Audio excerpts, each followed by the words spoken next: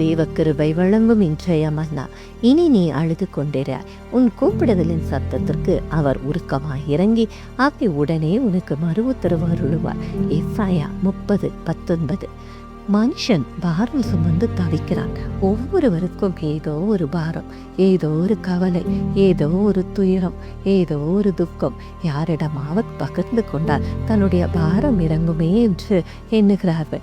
பாரத்தை யார் மேல் இறக்கி வைப்பது என்று அறியாத ஜனங்கள் ஒவ்வொருவரிடமாய் சென்று தங்கள் பாரத்தையும் கவலைகளையும் இறக்கி ஆறுதல் பெற முயற்சிக்கிறார்கள். ஆனால் இந்த அவசரமான உலகத்தில் மற்றவர்களுடைய துயரங்களை யார் உட்கார்ந்து அமைதியாக கேட்கிறார்கள்? யாரும் மற்றவர்களை கவனிப்பதோ அல்லது பொறுப்பெடுப்பதோ தெரியவில்லை.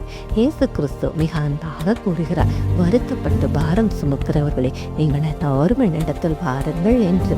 அவரே உங்கள் பாரங்களை